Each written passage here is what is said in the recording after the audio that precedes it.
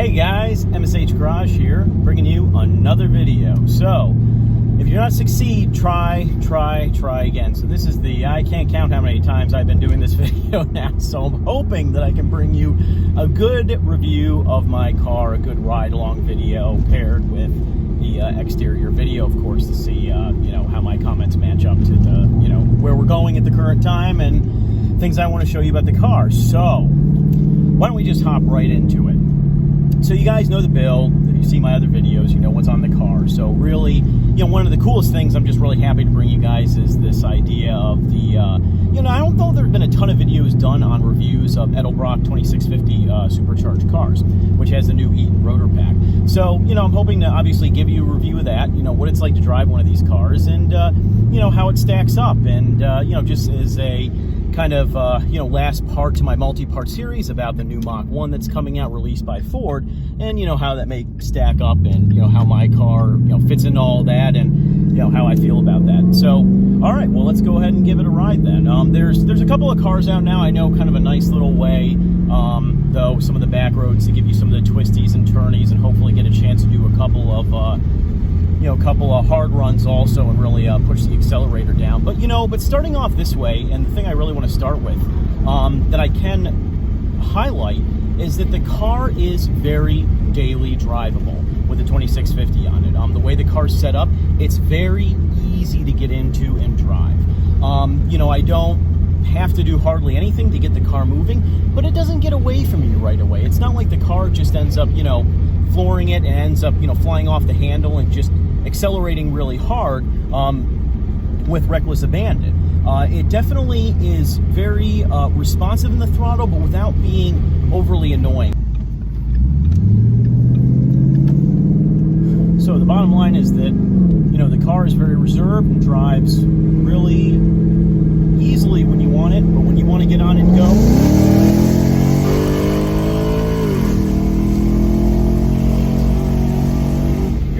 baby.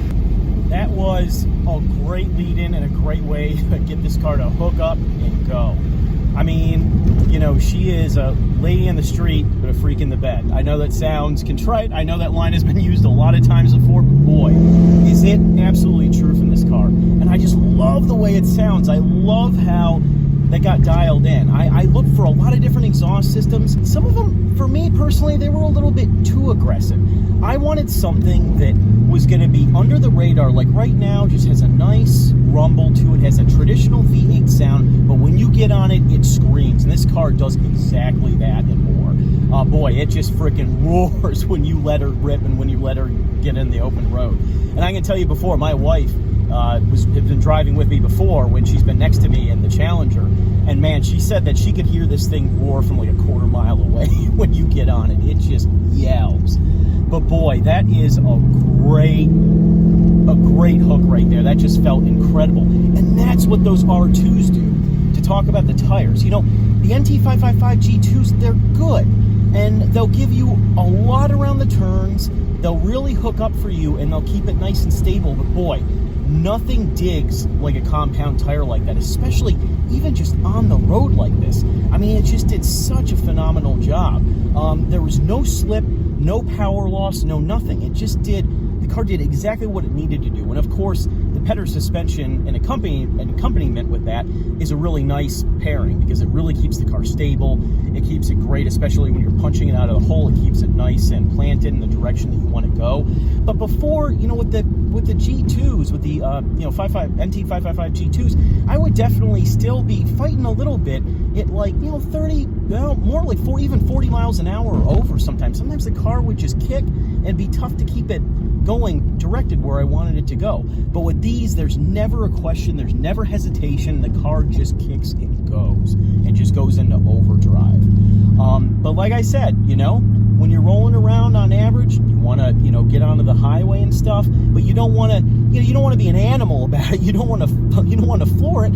You have all that power available to you. It feels exactly like this whole setup and system was designed basically from factory for this car, and that's exactly how it behaves. I can't say enough good things about the 2650. And the great thing, I know a lot of guys are really into the supercharger whine and really hearing it.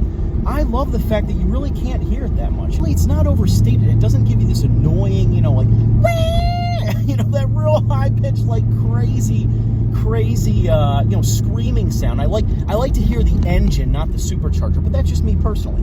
Some people really like that supercharger whine, and I respect the people that want that. I like it because it's under the radar. People don't expect it coming, and boy, I mean, you know, when it comes to performance cars, it's not like the fastest car that's out there, but for most average cars in the street, I mean, no one can keep up with it. It just does fantastic, and people are always surprised. They're like squinting at my car, you know, what is that? Oh, it's just a basic 5.0. People always try to test me. They always lose. So it's got some really great qualities, especially when it comes to the power. And the thing to really talk about also is the well-balancedness of the car and how everything kind of comes together. Previously in my V6 build, I felt like I didn't build the fundamentals the way that I should have. I should have done more suspension, tires. I did do tires, but I could have done a better package. I should have done more suspension with handling. I really should have rounded that car out better, and I really didn't do a good job of that. And here I did. And we're going to go ahead and give it a little punch right from the left. Right around these turns. And she just hung on over that hump. Oh, man. Oh, and even over that, like you can probably see that and feel that in the camera, but she just grips, just holds on. I mean, those are, you know, that's a pretty sporty turn right there to be doing something like that. And the car just gives you everything it has, but it's all composed, it's all collected. And that's what doing the fundamentals does for you. You know, you may not notice it right away, or it may not give you a better quarter-mile time, but it always provides a better, more well-rounded experience, especially when you start building the car up. I'm happy that I did everything that I did leading up to the supercharger, because everything is really well dialed in now. It can handle the power very adequately. And that's one thing I can tell you guys, is I've actually have a lot of hesitation in going back and forth about whether or not I want to do more to this car because of how well balanced it is and how well put together the handling is and how it puts the power down. It's hard to, you know, get a car dialed to that perfection. And every single time you go a little bit more, you got to do more of other stuff to make sure that you're in line with, you know, how the power is being put down, or else you're not going to be able to handle it, and the car's going to get away from you. And the V6, as I just was briefly mentioning, that car got away from me a lot.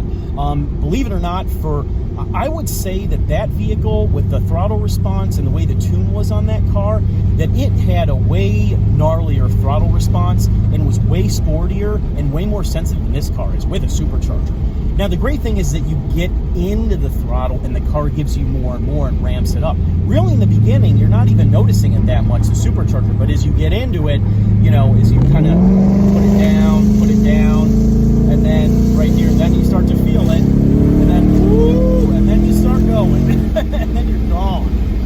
It's so much fun, just that thrill of acceleration and how the car just, it just goes around the turns. Just look at that. I mean, that's what I love about the S550 platform also, is that it can be a jack of all trades. You can really have it do a lot of things well, but it doesn't really do poorly at a whole lot of things. Now, granted, I would say from the factory, though, the car is kind of a blank slate, and you can really do a lot with it. But when you do that with it, it can really do anything. It can go anywhere. Well, I guess it can't do off-road. It can't do certain things, but it really can be designed for any performance applications you want to stick it to. If you want to get into autocross, it'd be perfect for that. You don't need a whole lot of power. You want to do drag strip racing, you can go in excess of 1,000 horsepower with the right modifications, right? It just is so modular. If you just know a little bit about what you're doing, you can really dial the car in and get some fantastic performance out of it, far more than you know, I really would have initially anticipated things. And that's why I've had a tough time deciding like where I want to go with the future with this car and what I want to do next. But I guess we'll see in good time. Hopefully I'm going to give you a couple of good shots in the hard turns here also. Now, you know, these roads, I know where I am right now, and this road gets a little bit more gnarly and is a little more rough, so I'm more hesitant about punching it back here. There's also been some flooding recently too, so I don't want to go crazy like that. But you know, when you're just hanging out and just driving here, it's just, the car is very comfortable. You know, just cruising along. It's got a great sound to it. The suspension, I really like the suspension I have on the car. In the future, I'll probably consider getting a coilover kit just so I can dial it in and adjust it a little bit differently. But for a lowered experience, this whole complete Petters kit that I put on the car really does a good job. It really, it's not too overly obnoxious as far as the stiffness is concerned, but it does, give you everything you need with, it's about an inch and a half, an inch and a quarter drop or so, and the rates are nice and progressive enough and stiff enough that it really gives you nice responsiveness, like through these turns right here. You can really just, push the car around and not worry about it. It's not, not screeching, it's not, tweaking. I mean, the car just dives so well into those turns. It just dialed in well. You can really just carve up the road and carve up the turns and really just punch it out of the turn, which I'm hoping I get a chance to do here also. So I'm gonna come to a stop here. Nobody coming. Oh, I got to be careful of this though. That's right. This turns right away. Give her a little bit of throttle. Kind of hook around here. Even around uneven turns like that. You saw that was a little bit rough right there, but she still held on really well. I mean, honestly, for the amount that I've spent in mods, the car just really does a lot more than I would expect it to. And if you want to punch it around the turn like